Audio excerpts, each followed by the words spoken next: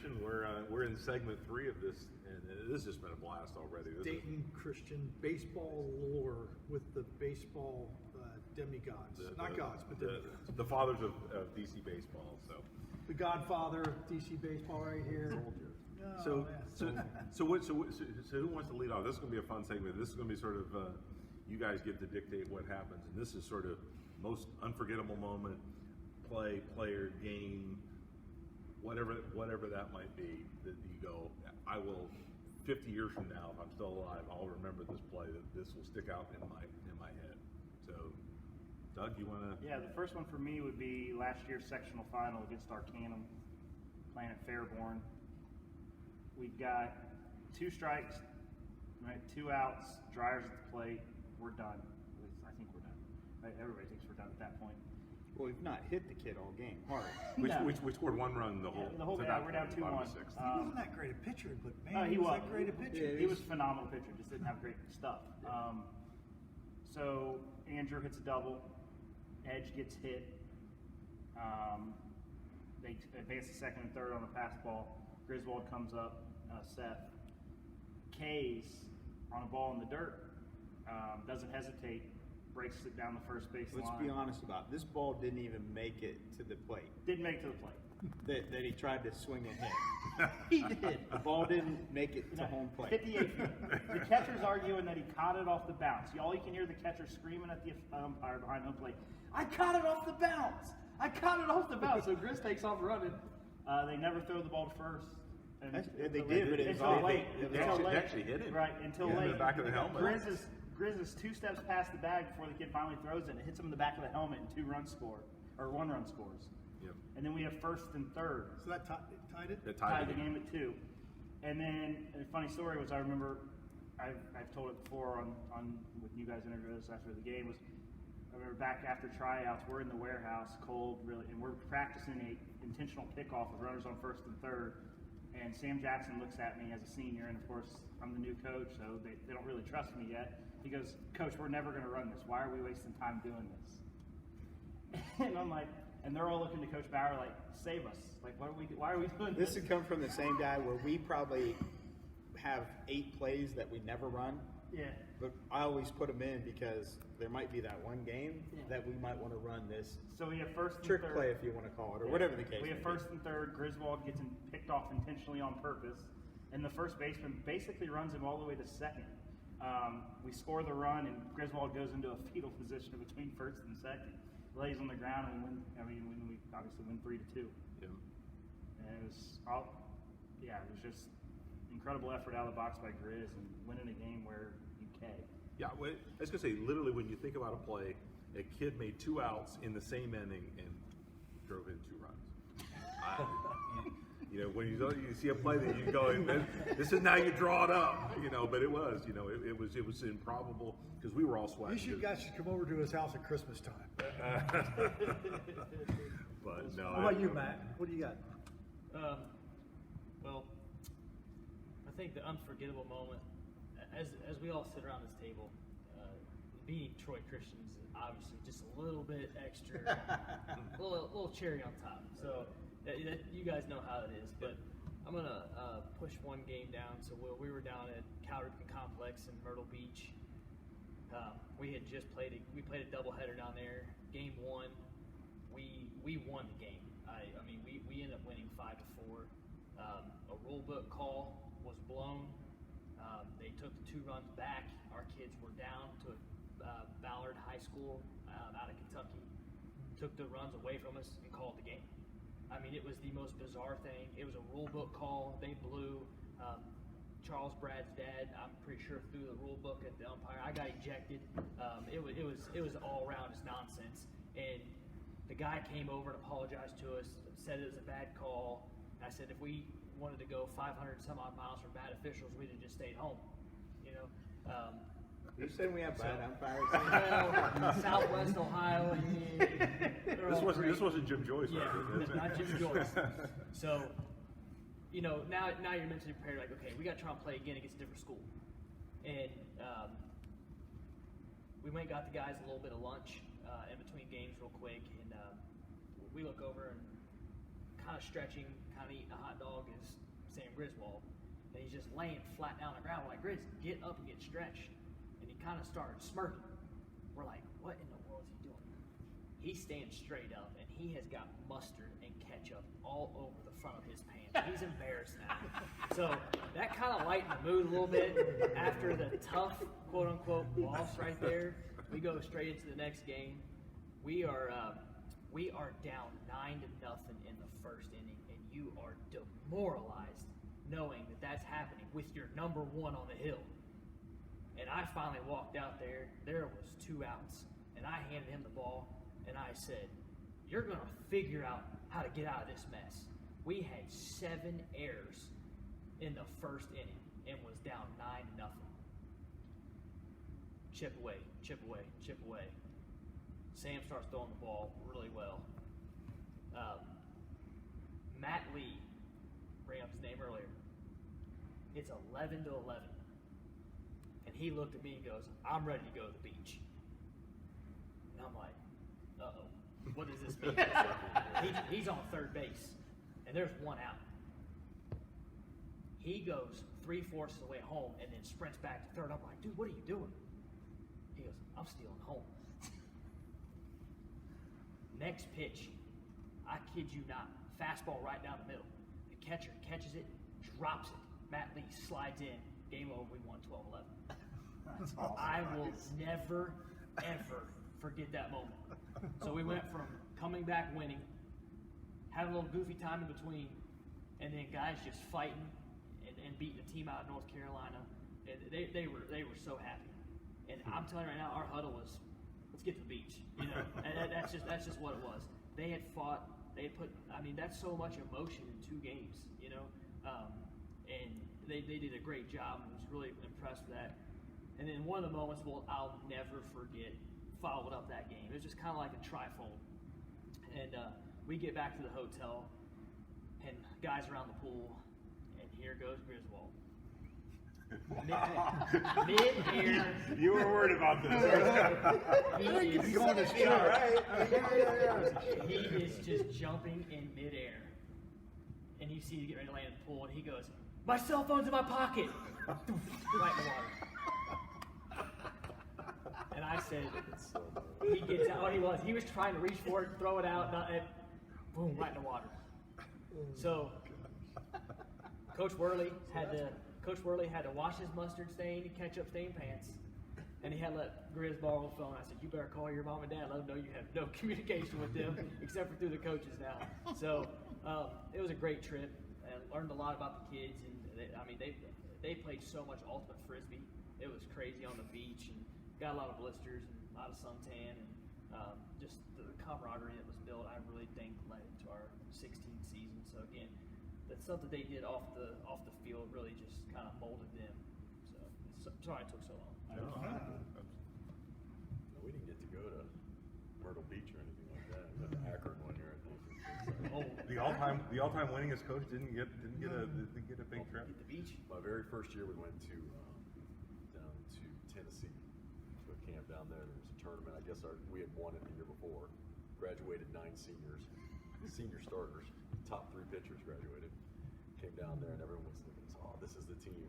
We got stomped all 3 games. Went home, lived home. But no, if I have to look back on a game that I remember more than any, it's a game we played in 2002.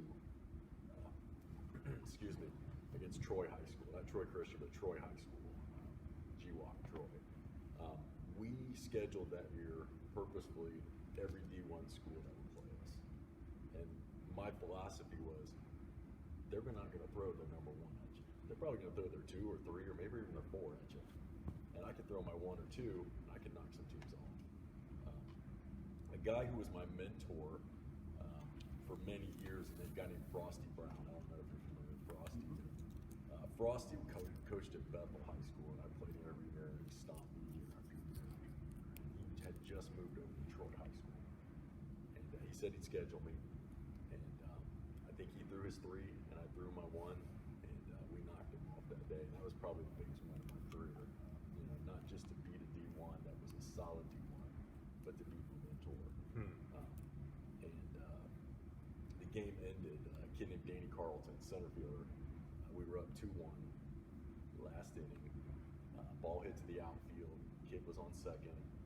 Danny charges hard, came forward, threw a one hopper, did a little flip after he threw it, one hopper to the plate, blocked the plate, put the kid out, game over.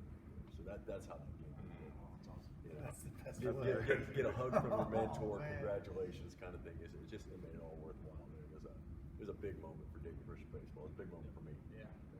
So That's a defensive walk-off. Yeah, kind of sweet. Kinda sweet. He's still coaching now. Is he really? Yeah, he's still coaching up at Troy with with like their like the summer team, the Legion team. Yeah, he's still coaching. We played him last year up there at their place. Our summer Park team up did. there, yeah. Yeah. Wow. Yeah. I need to hit him up. Yeah, he's still out there coaching. Definitely. He always Good used guy. to tell stories about, he would come over to my team after games and just, he was so good to me. And he'd always tell my guys about, some of the great games we had in the past and some of the great competitions we had. Just, it meant a lot to me. Great guy. And when I'm saying 9 coaching, years he is old. still coaching. He's gotta be You 9. can hear him. I mean, I could hear him in the dugout, not only with the players that he had in the dugout, Yeah. like talking to them about either success they just had in a bat or didn't have or things like that. I mean, how old So that part's He's got to be 90. Yeah, he's- I've coached against him in the summer. He's impressive. Yeah. He's nonstop. He doesn't He just loves stop. on his guys. I would say probably, obviously, kind of going into that head coach role, helped for a couple years, was that 2018 season when we were, sectionals, finals, district semifinals, whatever you want to call that game, playing Anna, which was a very, very, very good baseball team. And it's not obviously you go into the game thinking you're going to win the game, but we knew based upon what we had scouted that we had our hands full in this game because these guys could hit. And Andrew was on the mound that game, and we jumped out to a lead. And after 2 innings, I mean, we hit the ball. They didn't field it very well. The kids on the mound hit a few of our guys. They ended up rotating pitchers. And when you're in that game, there are some coaches that, hey, maybe I'll keep my number one for the next game. We can get past this team. So obviously the coach had to make a change pretty quickly. But when I'm saying they could hit because it wasn't very long that the game became, we went from 7-6 after the second inning, all of a sudden they scored 6 in the bottom of the second, and it becomes a 7-6 game. But the thing that I loved about our team, they didn't like hang their heads or anything like that. And I mean, I know you guys were there, so you guys remember this moment. We came back, put 2 on the board the next inning, shut them out the bottom of that inning, come back the next inning, put another one on the board. So after I think it was 4 or 5, we were up 10 to 6 at that point. I think it was. And then they even added more. The final ended up being 13 to 10, and I think Andrew went 5 innings. Went 5 innings, and then Dylan came in the 6. They didn't score in the 6. We get in because it was the bomber lineup. I mean, he handled the bomber lineup, which he should do. We get to the actually coming up was their number 2 hole hitter. I don't think we got out yet that day. And their 3 hole hitter, we had only got out once, and their 4 hole hitter, we luckily enough got him out twice. And so I'm looking at this, and I remember telling DeMario, get back. I mean, we're up 3 runs, trying to keep people off base, get back way up. In that inning, he went back and caught 2 balls at the fence. I mean, that were smoked. And then we get to 2 outs. They have runners on first and second. One of those guys got on, and Sam was behind the plate, and Dylan's on the mound, and he strikes. Or there's one guy on. There's a guy on first. So we're not panicked yet because we're up 3 runs. They got a run on.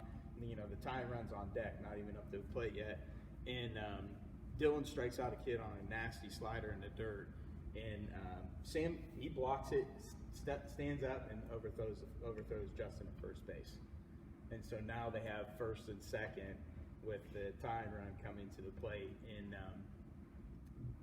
Dylan gets the kid to 2 strikes, and he not only with the next pitch freezes the batter, he froze the umpire too. I mean, it was. Everybody in the park knew it was a strike. Even the umpire had to look back and say, holy cow, I can't believe I just missed it. Because it was one of those ones, it was just like, and everybody's like, what just happened there? And so now all of a sudden the count goes to 2-2, but the next pitch, he ended up striking the kid out on the next pitch. And just you think about the ups and downs in that game and be able to battle through that and get past that hump.